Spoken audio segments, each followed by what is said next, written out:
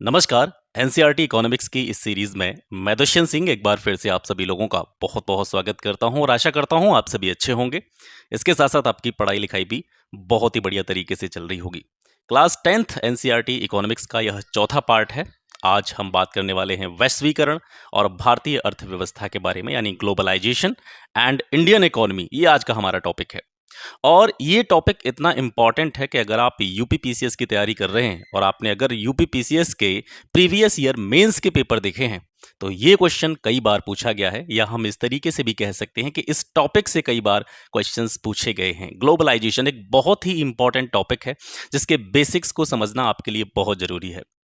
वैश्वीकरण क्या होता है और जितनी भी बहुराष्ट्रीय कंपनियां होती हैं, मल्टीनेशनल कंपनीज होती हैं, इन मल्टीनेशनल कंपनीज का ग्लोबलाइजेशन में क्या कंट्रीब्यूशन होता है, क्या इनका प्रभाव होता है, उसको आज इस अध्याय में हम समझेंगे। इसके अलावा ये चौथा पार्ट है क्लास 10th इकोनॉमी का। इसके बाद में एक चैप्टर और होगा, क्लास 10th की इकोनॉमी आपकी समाप्त हो जाएगी और जब हम 11th क्लास की एनसीईआरटी की बुक को देखेंगे, जब उसको स्टार्ट करेंगे तो उसमें आपको ये वाला जो टॉपिक है जिसको आज हम डिस्कस कर रहे हैं, ग्लोबलाइजेशन, ठीक है, इसके साथ साथ एक टॉपिक और आता है आपका लिबरलाइजेशन, एक प्राइवेटाइजेशन, ठीक है। तो वैश्वीकरण, निजीकरण और उदारीकरण, ये तीन जो टॉपिक हैं इनको हम डिटेल में पढ़ेंगे क्लास 11th की इकोनॉमिक्स की एनसीईआरटी में।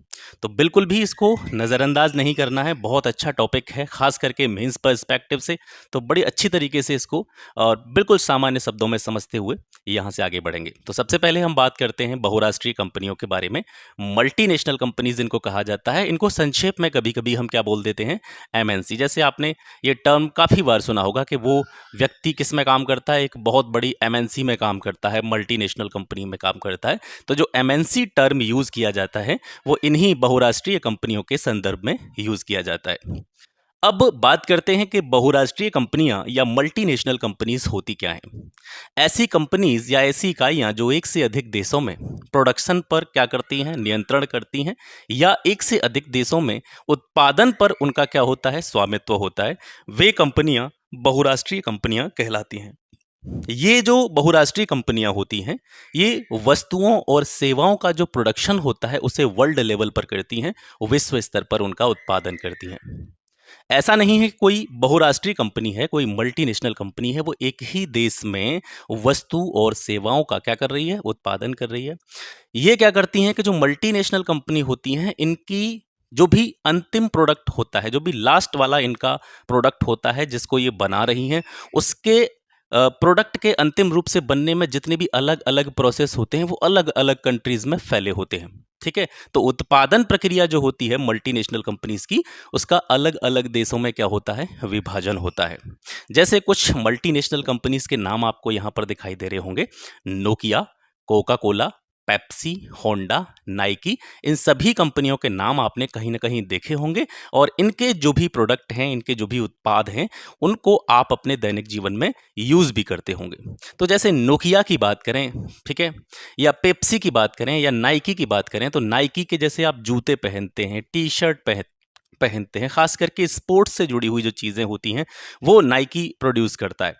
अब इसका मतलब ये नहीं है कि नाइकी जो कंपनी है और नाइकी के जितने भी उत्पाद हैं वो एक ही कंट्री में बन रहे हैं, या नोकिया जो कंपनी है इसके जितने भी प्रोडक्ट हैं वो एक ही कंट्री में बन रहे हैं। देखिए, नोकिया जैसे मोबाइल फ़ोन है तो मोबाइल फ़ोन के अलग अलग पार्ट्स होते हैं, इसके अलग अलग पुर्जे होते हैं। मल्टीनेशनल कंपनी क्या करती है, उन अलग अलग पुर्जों को अलग अलग कंट्रीज में प्रोड्यूस करवाती है, अलग अलग देशों में उनका उत्पादन करवाती है। इसका मतलब ये है, ये अलग अलग देशों में वस्तुओं का या वस्तुओं के जो आंतरिक पुर्जे होते हैं उनका उत्पादन करने का क्या अर्थ है। उनका अर्थ ये है कि उनको बहुत सारे कंट्री ऐसे हैं जिनमें उनको सस्ता श्रम मिल जाता है। जैसे एक एग्जाम्पल की थ्रू इसको समझते हैं, अमेरिका की एक औद्योगिक उपकरण निर्माता कंपनी वो क्या करती है, वो ये करती है कि वो चीन में क्या करती है, कुछ वस्तुओं का निर्माण करवाती है अपने प्रोडक्ट से रिलेटेड, क्योंकि चीन में उसको क्या मिल जाता है, विनिर्माण केंद्र कैसा मिल जाता है, सस्ता मिल जाता है।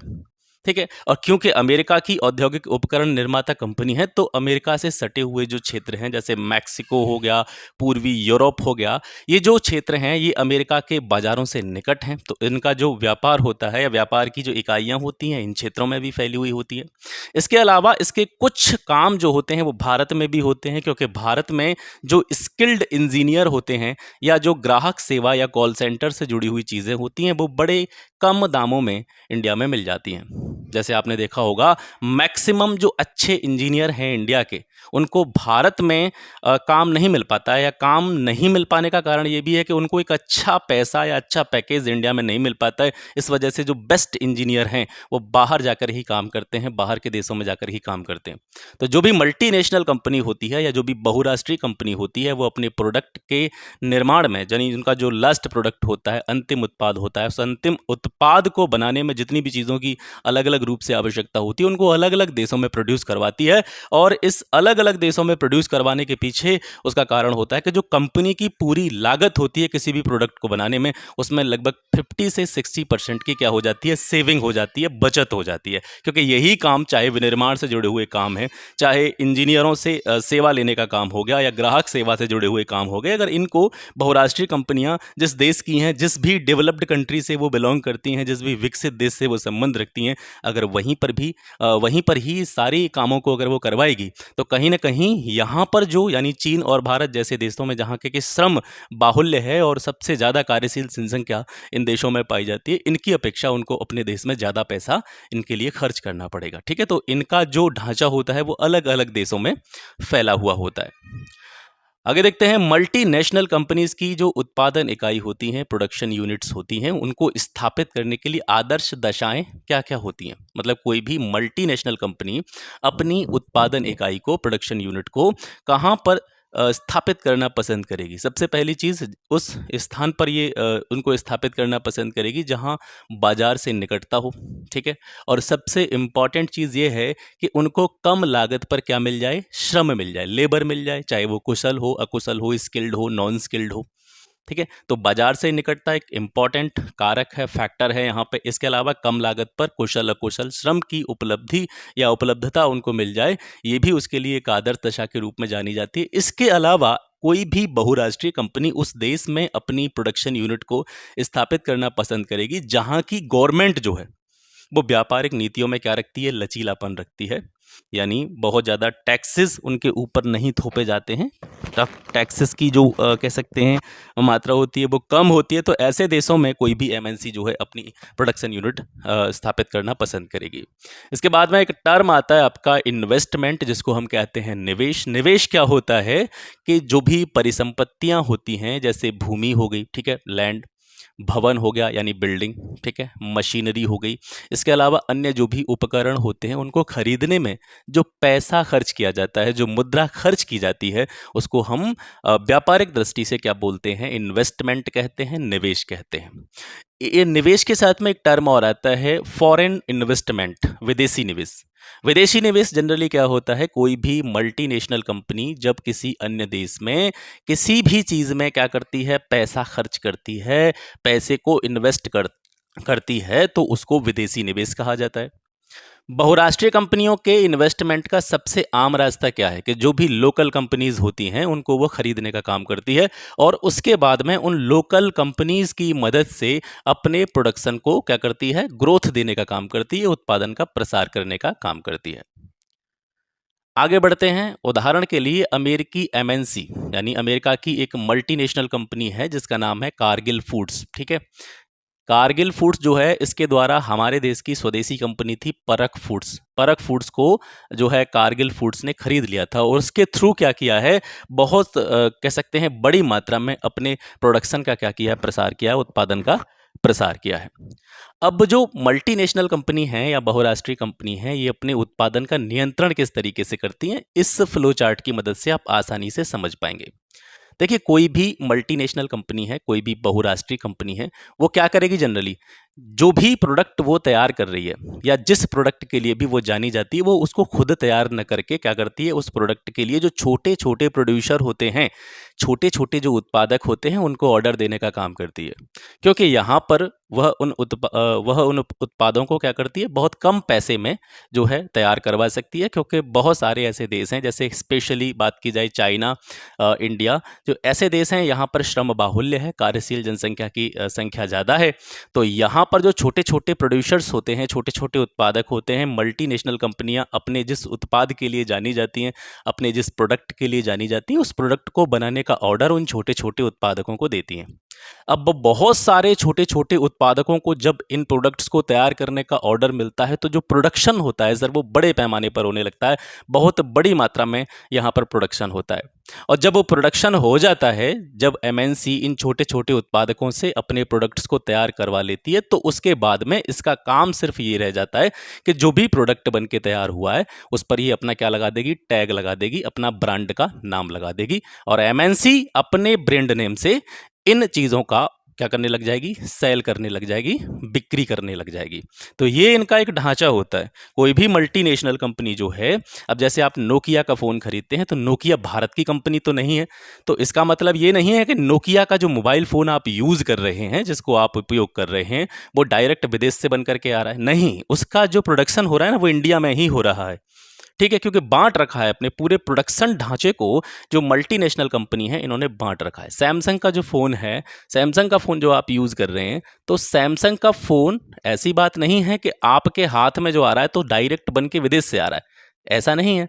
यहाँ पर ही सैमसंग के फ़ोन का क्या हो रहा है, प्रोडक्शन हो रहा है। अब सैमसंग के फ़ोन में जितने भी अलग अलग पुर्जे इस्तेमाल किए जाते हैं, जितने भी अलग अलग पार्ट्स इस्तेमाल किए जाते हैं, वो अलग अलग जगहों पर उनका जो है प्रोडक्शन हो रहा है, फिर जाकर के उसका निर्माण हो रहा है, और फिर जाकर के फाइनल प्रोडक्ट आपके हाथ में आ रहा है। ठीक है, तो जो मल्टीनेशनल कंपनी होती हैं, उनका एक स्ट्रक्चर होता है, ढांचा होता है, इसी तरीके का होता है। वो छोटे छोटे उत्पादकों को ऑर्डर देती हैं, बड़े पैमाने पर उत्पादन करवाती हैं, और जब उत्पादन के फलस्वरूप जो फाइनल प्रोडक्ट है बन करके तैयार हो जाता है, तो उस पर अपना ब्रांड नेम लगा करके उसकी बिक्री करना स्टार्ट कर देती हैं। तो इससे क्या निष्कर्ष निकलता है? इससे ये निष्कर्ष निकलता है कि दूर दूर स्थानों पर जो उत्पादन है, जो फैला हुआ है, परस्पर एक दूसरे से क्या हो रहा है, रिलेट हो रहा है, संबंधित हो रहा है, और पूरे वर्ल्ड लेवल पर जो प्रोडक्शन किया जा रहा है चीज़ों का, वो एक दूसरे से जुड़ता जा रहा है। यही हमारा मुख्य टॉपिक था। ये जो पूरा हमने समझाया है, इसका मुख्य उद्देश्य था, आपकी एनसीईआरटी में जो मेन टॉपिक दे रखा है, वो यही दे रखा है कि विश्व भर का जो प्रोडक्शन है, वो किस तरीके से एक दूसरे से जुड़ रहा है। तो उसका पूरा प्रोसेस आपने यहाँ तक देखा, किस तरीके से पूरे वर्ल्ड में जो इन चीज़ों का प्रोडक्शन किया जा रहा है, वो एक दूसरे से किस तरीके से रिलेट होता चला जा रहा है। विदेश व्यापार और बाजारों का एकीकरण किस तरीके से हो रहा है? Foreign trade and integration of markets क्या है? विदेशी व्यापार घरेलू या स्वदेशी बाजारों से बाहर के बाजारों में पहुंचने के लिए क्या करना है? उत्पादकों को एक अवसर प्रदान करता है। विदेश व्यापार क्या करता है? जो घरेलू बाजार हैं या स्वदेशी बाजार हैं, यहाँ से जितनी भी चीज़ें हैं जो यहाँ पर बनाई जा रही हैं या उत्पादन जिनका किया जा रहा है, इन बाज़ारों से उन चीज़ों को कहाँ पर पहुँचाना? बाहर के बाज़ारों में पहुँचाना, और बाहर के बाज़ारों में पहुँचाने के लिए उन चीज़ों का जो उत्पादन करने वाले उत्पादक हैं, उनको एक क्या देना? अपॉर्चुनिटी प्रदान करना, अवसर प्रदान करने का काम जो है वो विदेश व्यापार करता है। विदेश व्यापार विभिन्न देशों के बाज़ारों को जोड़ने या उनके इंटीग्रेशन में सहायक होता है, एकीकरण में सहायक होता है। और जब विदेश व्यापार बढ़ता है, विदेशी व्यापार में वृद्धि होती है, तो कहीं न कहीं जो अपने लोकल मार्केट्स हैं, वहाँ पर जो भी कंज्यूमर हैं, उपभोक्ता हैं, उनके लिए वस्तुओं के विकल्पों में वृद्धि होती है।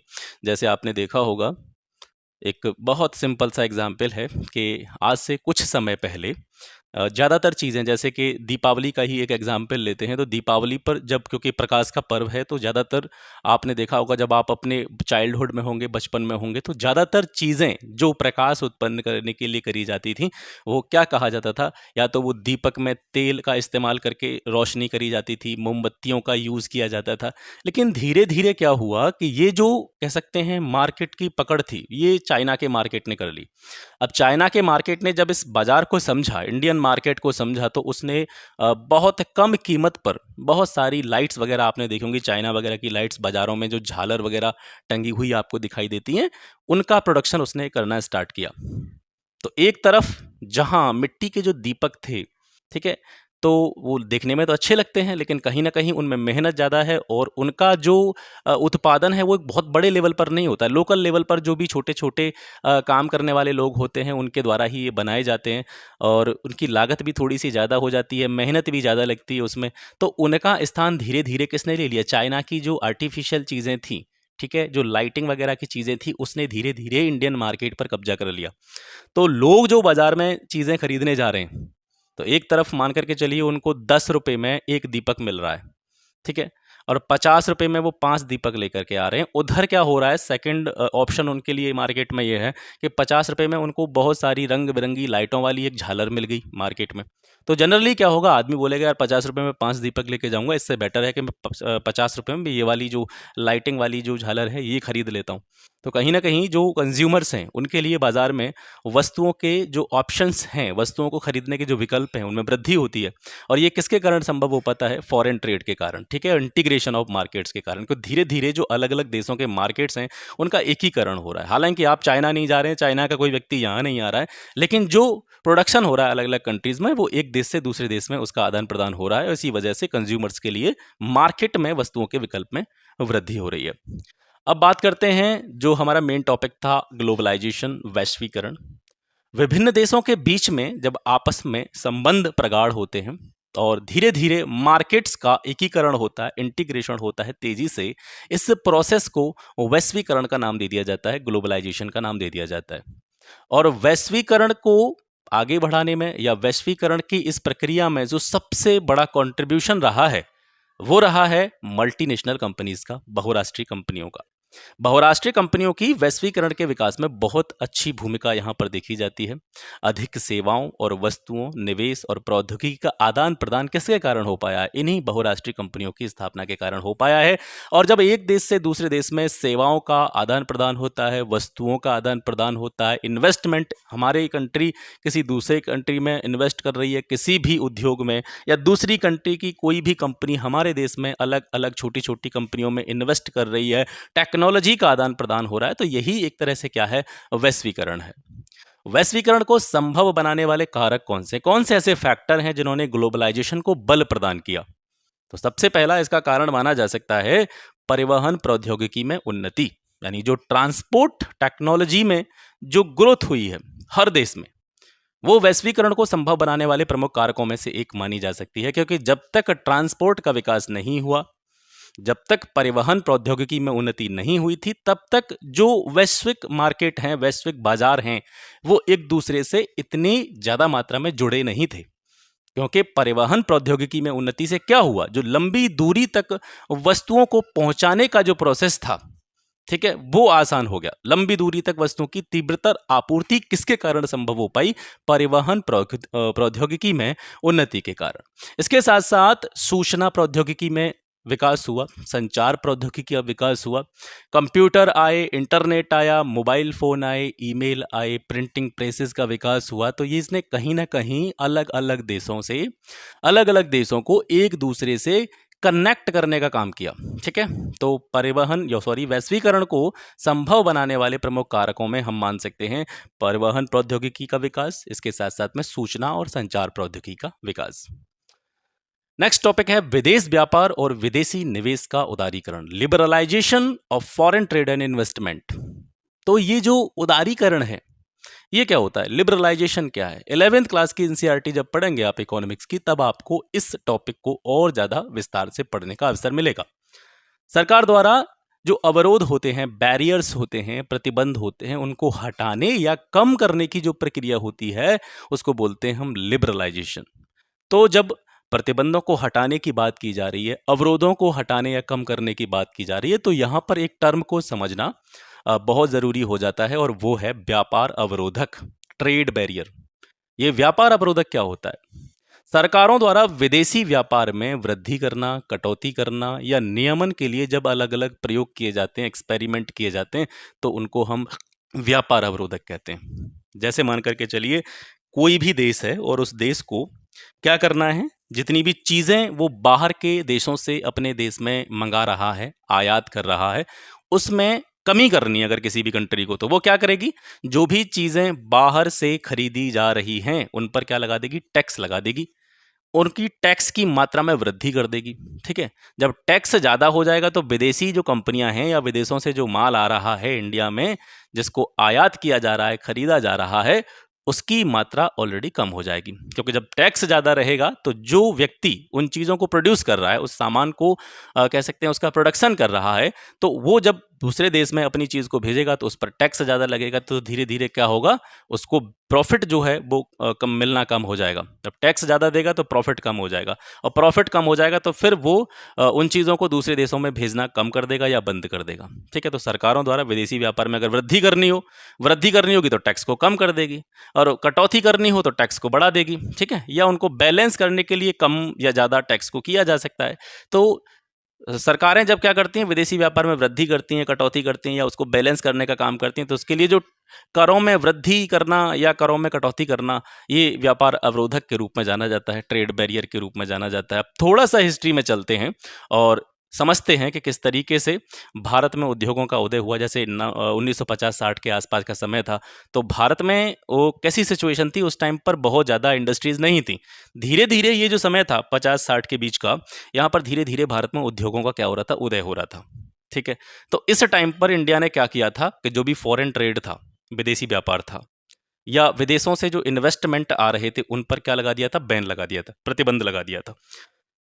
विदेश व्यापार या निवेश पर प्रतिबंध लगाने का उद्देश्य क्या था, मेन मोटिव क्या था, कि अगर उस टाइम पर यह काम नहीं किया जाता, बैरियर्स नहीं लगाए जाते, ट्रेड बैरियर नहीं लगाए जाते, तो धीरे धीरे जो भारत के उद्योग पनप रहे थे, जिनका उदय हो रहा था, और उधर पूर्वी देशों में उस टाइम पर कहीं ना कहीं औद्योगिक क्रांति पहले ही हो चुकी थी, तो उनकी जो स्थिति थी वो कंपैरेटिवली देखा जाए तो इंडिया से बेटर थी। तो उनकी समृद्ध कंपनियां थीं। अगर यहाँ पर ट्रेड बैरियर नहीं लगाए जाते तो समृद्ध कंपनियां यहाँ पर अपनी प्रोडक्शन यूनिट स्थापित करती, और भारत के जो उद्योग थे, छोटे छोटे उद्योग थे जो उदय हो रहा था, जिनका जिनका विकास हो रहा था, तो कहीं ना कहीं वो उनसे कंपटीशन नहीं कर पाते। तो इसी प्रतिस्पर्धा को रोकने और अपने देश के उद्योगों को बढ़ावा देने के लिए विदेशी व्यापार और निवेश पर 1950-60 के दशक में क्या लगाया गया, प्रतिबंध लगाया गया। लेकिन इसके साथ साथ कुछ चीजें ऐसी थीं जिनका आयात सुचारू रूप से जारी रहा, क्योंकि मशीनरी के क्षेत्र में भारत ने इतनी प्रोग्रेस नहीं करी थी, फर्टिलाइजर या उर्वरक के क्षेत्र में भारत ने इतनी प्रोग्रेस नहीं करी थी, पेट्रोलियम जैसी जो कंपलसरी चीजें थीं उनके आयात पर प्रतिबंध नहीं लगाया गया। बाकी की जितनी भी चीज़ें थीं विदेशी व्यापार से जुड़ी हुई, विदेशी इन्वेस्टमेंट से जुड़ी हुई, उन पर प्रतिबंध लगाया गया। क्यों लगाया गया? कहीं ना कहीं जो पूर्वी देशों का कंपटीशन था उसको रोकने के लिए, ताकि उस कंपटीशन से बच करके भारत के जो उद्योग हैं वो कहीं ना कहीं अपनी विकसित अवस्था में जा सकें। फिर धीरे धीरे ये 30-40 साल का समय था, और 30-40 साल के समय अंतराल में कहीं ना कहीं भारत के उद्योगों ने अपना विकास किया।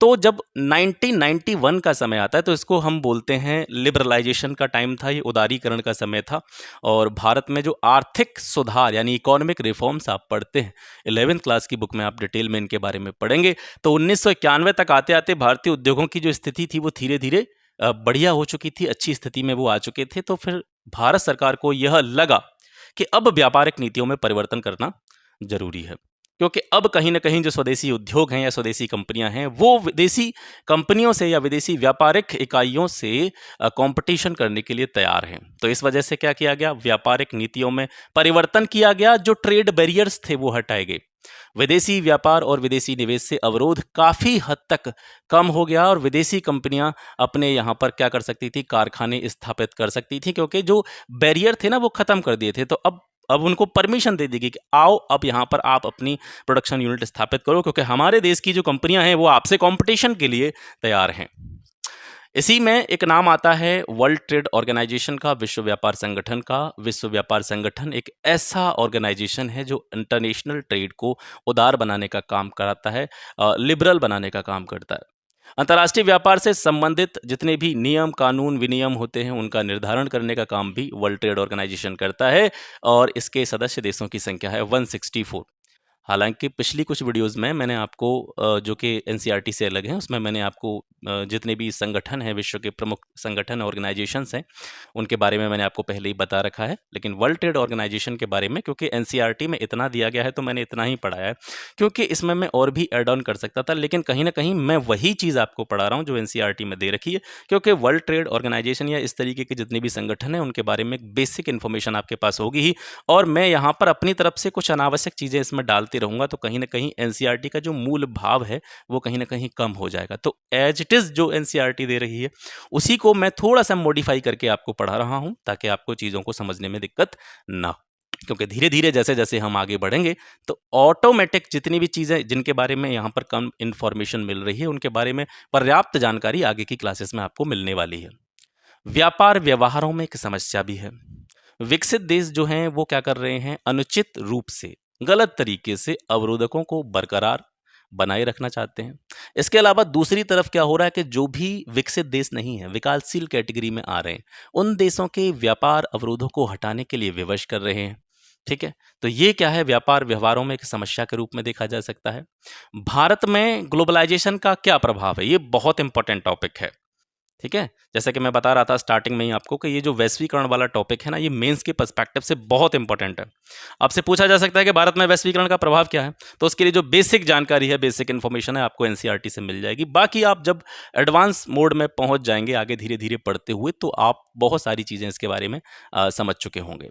तो भारत में ग्लोबलाइजेशन का क्या इम्पैक्ट रहा, शहरी क्षेत्र के धनी वर्ग के जो उपभोक्ता थे उनको लाभ हुआ। शहरी क्षेत्र के धनी वर्ग के उपभोक्ता को लाभ इसलिए हुआ क्योंकि ग्लोबलाइजेशन से क्या हुआ, मार्केट में चीज़ों के विकल्पों में क्या हुई, वृद्धि हुई, और चीज़ों के विकल्पों में वृद्धि होने से उपभोक्ताओं को क्या हुआ कि चीज़ों को परखने का समय मिला और उनके पास ऑप्शंस बढ़ गए कि वो कौन सी चीज़ को खरीदें। तो उनके पास एक पर्याप्त समय था कि वो चीज़ों का आकलन कर सकें कि कौन सी चीज़ उनको खरीदनी है, कौन सी चीज़ कम दाम में मिल रही है, कौन सी चीज़ ज़्यादा दाम में मिल रही है। ठीक है, हालांकि ग्लोबलाइजेशन का बहुत बड़ा इम्पैक्ट ग्रामीण क्षेत्रों तक नहीं पहुंचा है, शहरी क्षेत्र के धनी वर्ग के उपभोक्ताओं को जरूर इससे लाभ हुआ है। इसके अलावा धीरे धीरे जैसे जैसे ग्लोबलाइजेशन की जो प्रोसेस है वो आगे बढ़ती गई, तो जितनी भी बहुराष्ट्रीय कंपनियां हैं, मल्टीनेशनल कंपनी हैं, उन्होंने भारत में अपने इन्वेस्टमेंट में क्या किया, वृद्धि की है। दूसरा प्रभाव ये है। तीसरा प्रभाव है कि सेलफोन, मोटर व्हीकल, ठीक है, जो भी मोटर वाहन हैं, इलेक्ट्रिक प्रोडक्ट जितने भी हैं, ठीक है, विद्युत उपकरण हैं, जंक फूड वगैरह, बैंकिंग, इन क्षेत्रों में इन्वेस्टमेंट में वृद्धि हुई है। इसके अलावा कच्चा माल की आपूर्ति करने वाली जितनी भी लोकल कंपनीज हैं वो समृद्ध हुई हैं, क्योंकि अभी जो थोड़ी देर पहले हम स्ट्रक्चर पढ़ रहे थे मल्टीनेशनल कंपनीज का, क्योंकि वो सारे प्रोडक्ट अपने आप नहीं बनाती है, वो अपने प्रोडक्ट्स को बनवाने के लिए एक तरह से ठेका दे देती है बहुत छोटी छोटी जो अलग अलग देशों में फैली हुई स्थानीय कंपनियां हैं उनको। तो जब उनको प्रोडक्ट को प्रोड्यूस करने का ठेका मिलेगा या काम मिलेगा, तो उनका जो कच्चा माल जो आपूर्ति वो करती हैं स्थानीय कंपनियां, तो वो समृद्ध इसलिए होंगे क्योंकि उनको काम मिलेगा। ठीक है, तो कच्चा माल आपूर्ति करने वाली स्थानीय कंपनियां ऐसे समृद्ध हुई हैं। इसके अलावा अनेक शीर्ष भारतीय कंपनियों को बढ़ी हुई प्रतिस्पर्धा से लाभ हुआ है। जो कंपटीशन बढ़ा है, ठीक है, ट्रेड वाले एरिया में जो कंपटीशन बढ़ा है, प्रतिस्पर्धा बढ़ी है, तो इससे कुछ भारतीय कंपनियां ऐसी हैं जिनको लाभ हुआ है और जिनकी स्थिति वास्तविक रूप में आप आज देखते भी हैं। जैसे टाटा मोटर्स अपने आप में बहुत बड़ी कंपनी है, इन्फोसिस जो कि आईटी क्षेत्र की कंपनी है, इंफॉर्मेशन टेक्नोलॉजी के क्षेत्र की कंपनी है, ये भी काफ़ी बड़ी कंपनी है। रैनबैक्सी जो कि मेडिसिन इंडस्ट्री की एक बहुत बड़ी कंपनी मानी जाती है। एशियन पेंट हो गया, सुंदरम फास्टनर्स जो कि नट बोल्ट बनाने वाली कंपनी है। ये जो भारतीय कंपनियां हैं, ठीक है, ये कंपटीशन से इनको बहुत ज़्यादा बेनिफिट हुआ है। इसके अलावा आईटी कंपनियों के लिए नए अपॉर्चुनिटीज़ का सृजन हुआ है, और इसके अलावा जो छोटे उत्पादक और श्रमिक हैं उनके लिए यहाँ पर ग्लोबलाइजेशन से ज़रूर चुनौती जो है उनके लिए मिली है, और छोटे उत्पादक कहीं ना कहीं कम हो गए हैं, और जो भी श्रमिक वर्ग है कहीं ना कहीं उसके हितों का संरक्षण जो है प्रभावित हुआ है ग्लोबलाइजेशन से। विदेशी निवेश को आकर्षित करने के लिए कौन कौन से कदम उठाए गए हैं, तो उसके लिए सबसे पहला एक टर्म आता है विशेष आर्थिक क्षेत्र, सेज जिसको कहा जाता है संक्षेप में, स्पेशल इकोनॉमिक जोन। ठीक है, स्पेशल इकोनॉमिक जोन्स काफ़ी सारे क्षेत्रों में फैले हुए हैं। अलग अलग देश ने अपने अपने विशेष आर्थिक क्षेत्रों की स्थापना की है। इसके बारे में आप आगे की जो एडवांस क्लासेस होंगी एनसीईआरटी के बाद में, तब विस्तार से आप इसके बारे में पढ़ेंगे। तो जो विशेष आर्थिक क्षेत्र होते हैं ये क्या होते हैं, इन क्षेत्रों में जो कि किसी भी देश के द्वारा स्थापित किए जाते हैं, इन क्षेत्रों में अगर कोई कंपनी अपनी प्रोडक्शन यूनिट स्थापित करती है, तो उन कंपनियों को स्टार्टिंग के 5 वर्षों तक कोई भी टैक्स नहीं देना पड़ता। तो कहीं न कहीं जो विदेशी कंपनियाँ होती हैं, यहाँ पर अपनी प्रोडक्शन यूनिट बनाने के लिए आकर्षित होती हैं। इसके अलावा विदेशी निवेश को आकर्षित करने के लिए सरकारों द्वारा जो लेबर लॉज़ हैं, श्रम कानूनों हैं, उनमें लचीलापन लाने की अनुमति प्रदान की जाती है। ठीक है, तो ये कुछ ऐसे कदम हैं जिनके लिए जिनकी वजह से विदेशी जो इन्वेस्टमेंट है वो भारत की तरफ आकर्षित हुआ है। वैश्वीकरण को न्याय संगत कैसे बनाया जा सकता है, अंतिम समय में हम ये बात करेंगे। अब हमने सारी चीज़ों के बारे में बात कर ली है, सभी चीज़ों को समझ लिया है। वैश्वीकरण से जहाँ एक और बहुत सारी सेक्टर्स में बेनिफिट देखने को मिले हैं, लाभ देखने को मिले हैं, वहीं दूसरी तरफ जो छोटे उत्पादक हैं, छोटी इकाइयाँ हैं या जो श्रमिक वर्ग है, उसको कहीं न कहीं यहाँ पर उससे बहुत ज़्यादा लाभ नहीं हुआ है। तो वैश्वीकरण को हम न्याय संगत कैसे बना सकते हैं कि इसका प्रभाव सभी पर जो है ठीक तरीके से हो, पॉजिटिव वे में इसका इम्पैक्ट पड़े। तो सबसे पहले हमको क्या करना होगा? हमको करना होगा कि सभी के हितों को संरक्षण देने वाली जो पॉलिसी हैं, नीतियाँ हैं, उनका निर्माण करना होगा। नीतियाँ ऐसी नहीं होनी चाहिए किसी एक विशेष वर्ग के ही हितों का संरक्षण करें। नीतियाँ इस तरीके से फॉर्म की जानी चाहिए कि सभी के हितों को संरक्षण उन नीतियों के द्वारा मिले। श्रमिक कानून जो हैं, लेबर लॉज़ हैं, काम करने से जुड़े हुए जितने भी कानून बनाए गए हैं, उनका कार्यान्वयन उचित रूप से किया जाना चाहिए। ऐसा नहीं हो कि एक ही विशेष वर्ग को शोषित कर दिया जाए उन लेबर लॉज़ के द्वारा। सरकार के द्वारा समय-समय पर व्यापार और निवेश अवरोधकों का प्रयोग करना चाहिए। अगर उसको लग रहा है, यानी किसी भी देश को अगर ये लग रहा है कि भई हमारे देश में जो चीज़ों का उत्पादन हो रहा है, उनकी सेल हमारी कंट्री में नहीं हो पा रही है और ना ही बाहर की कंट्री में हो नहीं पा रही है, और हम चीज़ें निर्यात करने के अपेक्षा हम चीज़ें आयात ज़्यादा कर रहे हैं, तो इस जगह पर क्या करना चाहिए हमें? जो बैरियर होते हैं, ट्रेड बैरियर होते हैं, उसका प्रयोग करना चाहिए। क्योंकि किसी भी देश की अर्थव्यवस्था के विकास का अगर एक क्रम देखा जाए, तो वो यहाँ से बिल्कुल आसानी से देखा जा सकता है कि अगर हम ज़्यादा चीज़ें क्या कर रहे हैं, निर्यात कर रहे हैं और कम चीज़ों का आयात कर रहे हैं, तो कहीं न कहीं हमारी जो इकोनॉमी है वो ग्रो कर रही है। लेकिन अगर इसके विपरीत ऐसा हो रहा है कि हम ज़्यादा से ज़्यादा चीज़ें हमको क्या करनी पड़ रही हैं, इम्पोर्ट करनी पड़ रही हैं, और एक्सपोर्ट हम बहुत कम चीज़ों को कर पा रहे हैं। यानी बाहर के देशों में हम बहुत कम चीज़ें बेच पा रहे हैं, लेकिन हमारा काम सिर्फ खरीदने ही खरीदने का चल रहा है। हमें जो भी नीड है, हमारी जो भी हमारे दैनिक जीवन में आवश्यकताएँ पड़ती रहती हैं, उनके लिए हम ज़्यादा से ज़्यादा सामान बाहर के देशों से आयात कर रहे हैं। तो अगर आयात ज़्यादा होगा और निर्यात कम होगा, तो कहीं न कहीं इकोनॉमी का एक नेगेटिव इम्पैक्ट देखने को मिलेगा। और जब हम बहुत सारी चीज़ें अपने देश में ही प्रोड्यूस करने लग जाएँगे और उसमें से जो अधिशेष चीज़ें हैं, एक्सेस मटेरियल है, उसको हम बाहर के देशों में क्या कर रहे हैं, बेच रहे हैं। लेकिन हमें अपनी आवश्यकता के लिए बहुत कम चीज़ों की ज़रूरत पड़ रही है दूसरों से लेने के लिए। इसका एग्ज़ाम्पल ये भी देखा जा सकता है कि जैसे मान कर के चलिए, आप कहीं पर जॉब कर रहे हैं, आप कहीं पे काम कर रहे हैं और आपके पास इतना जो है पैसा आ जाता है, इतनी सैलरी आपको मिल जाती है कि आप अपनी दैनिक जीवन की आवश्यकताओं की पूर्ति भी कर लेते हैं और किसी को ज़रूरत पड़े तो पैसा दे भी देते हैं। तब आपकी ग्रोथ मानी जाएगी, या फिर आपकी ग्रोथ जब मानी जाएगी कि आप कहीं पे भी काम कर रहे हैं, आपको कुछ सैलरी मिल रही है, आपकी खुद की आवश्यकताएँ भी पूर्ति नहीं हो रही हैं और उन आवश्यकताओं की पूर्ति के लिए आपको बाहर से कोई भी सामान मँगाना पड़ रहा है, पैसा लेना पड़ रहा है, कि तब आपको जो है विकास की कैटेगरी में रखा जाएगा। तो ऐसा नहीं है। जब हम ज़्यादा चीज़ें क्या करते हैं, बाहर भेजते हैं, ज़्यादा चीज़ों का हम क्या करते हैं, सेल करते हैं, कम चीज़ों की हमें आवश्यकता होती है, तो वो एक पॉजिटिव सिचुएशन देखी जा सकती है। तो सरकार के द्वारा समय-समय पर क्या करना चाहिए, व्यापार और निवेश के अवरोधकों का प्रयोग करना चाहिए। इसके अलावा न्याय संगत नियम बनाए जाएँ, और न्याय संगत नियमों को बनाने के लिए जो वर्ल्ड ट्रेड ऑर्गेनाइजेशन है, उसके साथ हमको समझौता करना चाहिए।